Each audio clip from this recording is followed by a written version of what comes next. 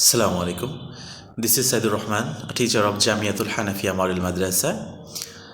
আজ আমি আরেকটি কবিতা নিয়ে আলোচনা করব, time you old gypsy man, written by Ralph Hodgson. কবিতাটির লাইন বাই লাইন সামারি আলোচনা করব। তার আগে এটার একটি ব্রিফ সামারি বলে দিচ্ছি। কবি মূলত এখানে সময়কে পার্সনিফাই করেছেন as a old gypsy man, মানে যাযাবর হিসাবে।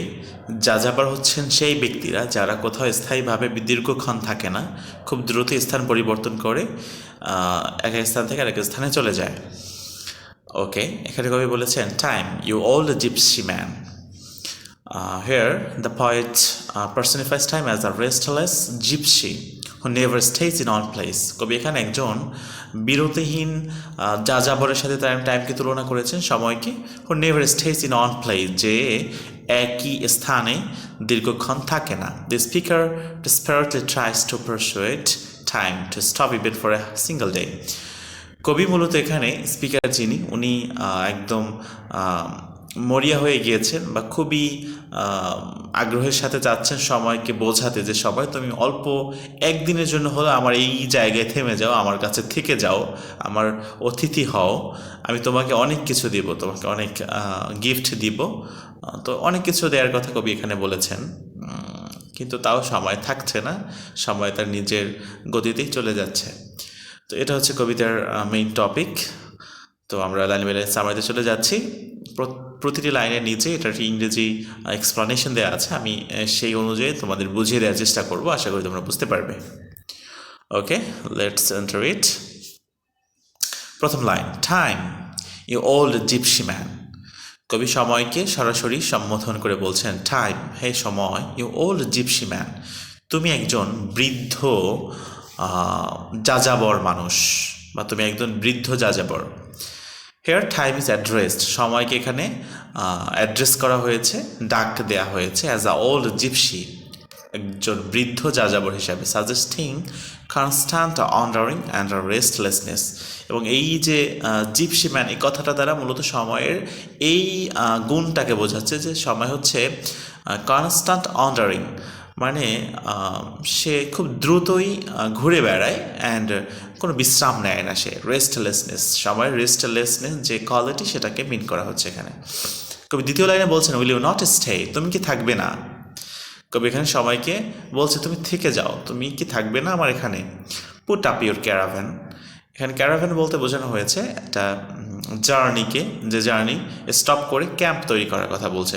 পুট আপ মানে তুমি এখানে থেমে যাও, তুমি সময়কে এখানে কবি রিকোয়েস্ট করছেন যে এখানে একটি ক্যাম্প তৈরি করে এখানে কয়েকদিন রেস্ট নিয়ে যাও, একটু বিশ্রাম করে যাও।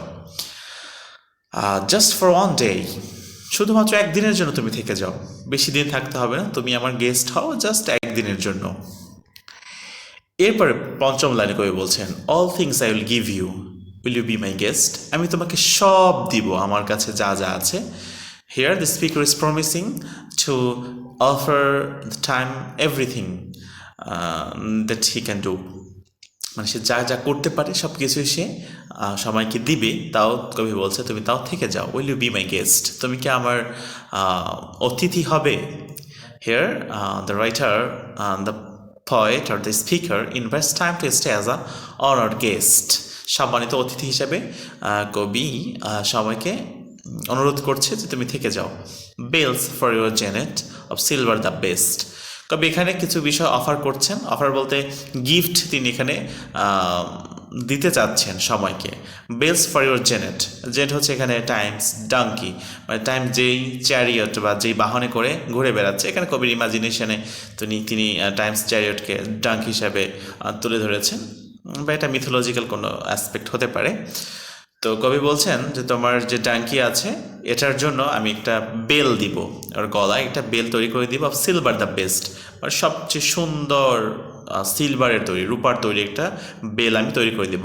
Gold Smith shall beat you a great golden ring, এখানে বলছেন goldsmith shall beat you a great golden ring, এই দুটো লাইন মিলে একটি অর্থ, সেটা হচ্ছে স্বর্ণকার যে will shall beat you a great golden ring, একটি সোনার আংটি তোমাকে তৈরি করে দিবে, সুন্দর একটি সোনার আংটি তৈরি করে দিবে। পিকক্স শাল বাউ টু ইউ, এরপর বলছেন even proud পিকক্স will show respect. মূলত লিটারেচারে বা নর্মালি এমনি ধরা হয় যে পিকক ময়ূর যেটা এটা একটু অহংকারী, ও সৌন্দর্যেও অনেক অহংকারী। তো কবি বলছে তুমি যদি থেকে যাও তাহলে সেই পিকক অহংকারী প্রাউড পিককও তোমার জন্য সম্মানে ঝুঁকে যাবে। এরপর বলছেন লিটল বয় সিং, ছোট বাচ্চারা তোমার সম্মানে গান গাইবে। Oh and sweet girls will festoon you with May. এরপর বলছেন এবং ছোট ছোট সুন্দর মেয়েরা বালিকারা will festoon you with May. May বলতে এখানে মে মাসকে বোঝানো হয়নি, মে হচ্ছে মান্থ অফ বিউটি বলা যায়। মে মাসটায় শীত থাকে না, গরম থাকে না, এবং এটা মূলত আমাদের দেশের মে মাসকে তুলনা করা হয় না, এটি ইংরেজদের, ইংল্যান্ড বা ব্রিটিশদের ওদিকে ওই অঞ্চলের মেকে তুলনা করা হয়েছে। তারা মে মাসকে একটি সুন্দর মাস হিসেবে তুলনা করে, সুন্দর মাস হিসেবে ব্যাখ্যা করে। তো সেই মে বলতে এখানে মূলত ফ্লাওয়ারকে বোঝানো হয়েছে, যেই মে মাসে অনেক ফুল ফোটে, অনেক সুন্দর সুন্দর ফুলের সমারোহ ঘটে ওই এলাকাগুলোতে। তো কবি এখানে বলছেন sweet girls will festoon you with May. Festoon অর্থ হচ্ছে সাজিয়ে গুছিয়ে গলায় যে মালা পরিয়ে দেয়, এরকম কিছু বোঝানো হয়েছে যে ছোট্ট বালিকারা তোমার গলায় সুন্দর ফুলের মালা বানিয়ে দিবে। টাইম ইউ ওল্ড জিপসি, সময় তুমি বৃদ্ধ যাযাবর। কবি এখানে সময়কে আবারও সে একই নামে সম্বোধন করছেন। হোয়াই হ্যাস্টেন অ্যাওয়ে, হে সময় তুমি বৃদ্ধ যাযাবর, তুমি তো তাড়াহুড়ো কেন করছো? ওয়াই হ্যাস্টেন অ্যাওয়ে, তুমি খুব তাড়াহুড়ো করে কেন তুমি অনেক দূরে চলে যাচ্ছ? এরপর কবি বলছেন লাইন নাম্বার 17, সময় কোথায় ছিল, কোথায় এখন আছে, কোথায় সামনে যাবে, সেরকম একটা ব্যাখ্যা কবি এখানে বলছেন। লাস্ট উইক ইন ব্যাবিলন, সময় তুমি ছিলে গত সপ্তাহে ব্যাবিলিয়নে ছিলে, পুরাতন অ্যানশিয়েন্ট সিটি অফ ব্যাবিলন, সেখানে তুমি গত সপ্তাহে ছিলে। লাস্ট নাইট ইন রোম, গত রাতে তুমি ছিলে রোমে, মানে ব্যাবিলন থেকে তুমি খুব দ্রুতই রোমে চলে এসেছো। Morning and in the crash, এবং সকালবেলা তুমি অলরেডি এখন বর্তমানে অন্য কোথাও চলে এসেছো। সামওয়্যার ক্রাউডেড, মানে কোনো ভিড়ের ভেতরে তুমি চলে এসেছো। আন্ডার পলস ডোম, এখানে পলস হচ্ছে সেন্ট পলস ক্যাথেড্রাল, এটা একটি গির্জা বলা যায়, অথবা ওদের ধর্মালয় বা ওদের উপাসনার কোনো একটা স্থান খ্রিস্টানদের। তো সেখানে বলা হচ্ছে যে তুমি এখন সেখানে অবস্থান করছো, লন্ডনে। Under Paul's dial beneath the cathedral's clock, মানে ওইখানের যে ঘড়ি আছে সেই ঘড়ির নিচে তুমি এখন অবস্থান করছো। ইউ টাইটেন ইউ রেইন, এবং এখন বর্তমানে তুমি তোমার যে যানবাহন সেটার যে রশ্মি, যেটা কি বলে এটাকে, ঘোড়ার যে লাগাম, হ্যাঁ রেইন মানে হচ্ছে লাগাম, তুমি তোমার বাহনের লাগাম আবার টানছো, টাইট করছো, মানে তুমি প্রস্তুতি নিচ্ছ আবার এখান থেকে চলে যাওয়ার।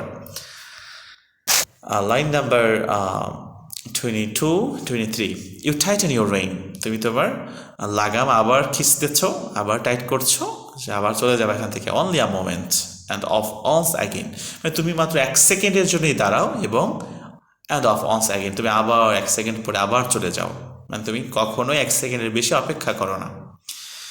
তো এখানে কবি মূলত সময়ের যে একটি গুণ, সেটা হচ্ছে time never waits for anyone, মানে সবাই কারোর জন্যই অপেক্ষা করে না, সে শুধু প্রতি সেকেন্ডেই সে স্থান পরিবর্তন করে, সেই কোয়ালিটিকে মিন করা হচ্ছে।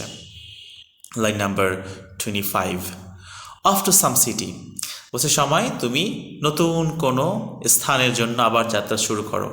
নাও ব্লাইন্ড ইন ওম, যেই শহরটা এখনও ধরো জন্মই হয়নি, যেই শহরটা এখনও জন্ম হয়নি বলতে এখনও ঘুম থেকে ওঠেনি, সেই সময় সেখানে তুমি তাদের জাগিয়ে তোলো, সেখানে তুমি চলে যাও, ফিউচারে চলে যাও। এরপর বলছেন অফ টু অ্যানাদার, এরপর তুমি আবার সেখান থেকে আরেক জায়গায় চলে যাও। Ira that's in the Tomé, যে শহরটা মরে গেছে সেখানে তুমি চলে যাও। মানে সময়কে এখানে বোঝানো হয়েছে তুমি তোমার গতিতে চলতেই থাকো, তুমি স্থান মানো না, সময় মানো না, যুগ মানো না, কিচ্ছু মানো না, তুমি এখন এখানে আছো, পরে আরেক জায়গায় চলে যাও, তারপর এক জায়গায়, তারপর আরেক জায়গায়, এরকম করে করে তুমি ঘুরতেই থাকো, তোমার কোনো বিশ্রাম নেই, তুমি বিশ্রাম নাও না। Line number 29, time you old gypsy man, কবি আবার সময়কে সেই বৃদ্ধ যাযাবর বলে ডাকছেন। উইল ইউ নট স্টে, তুমি কি থাকবে না? পুট আপ ইউর ক্যারাভ্যান, তুমি তোমার যাত্রা বিরতি করো, এখানে ক্যাম্প স্থাপন করো, কিছু সময় থাকো, জাস্ট ফর ওয়ান ডে, শুধুমাত্র একদিনের জন্য হলেও থাকো, তুমি আমার গেস্ট হও। That's all from the poem time you old gypsy man by Ralph Hodgson. কবি এখানে সময় যে আমাদের বন্ধু হয় না, সময় আমাদের থেকে সবসময় কেটে যায়, চলে যায়, মূলত সেটাকে মিন করা হচ্ছে। সেইটাকে উদ্দেশ্য করেই মূলত কবি আমাদের কবিতাটি লিখেছেন। আশা করছি তোমরা বুঝতে পেরেছো। এটার লাইনগুলো খুব বেশি বড় না, ছোট ছোট লাইন এবং সুন্দর কিছু লাইন। এবং এটা একটি ফিলোসফিক্যাল পয়েম আমরা ধরতে পারি, যেটা মূলত একটি ফিলোসফিকে নিয়ে লেখা হয়েছে। এটা হচ্ছে সময় time will not stay for you if you are in a difficulty or a situation that you don't like, মানে তুমি সময় পছন্দ করো অথবা নাই করো, সময় তোমার জন্য অপেক্ষা করবে না। সময় তার নিজের গতিতে চলতেই থাকবে। তাকে তুমি পৃথিবীর সমস্ত দামি দামি প্রেশাস মেটাল তুমি যদি তাকে অফার করো, he won't accept it from you. He will go on maintaining his quality. Okay, that's enough for today. Inshallah, we will meet soon in another new video. Take care, Allah Hafiz. Assalamu alaikum.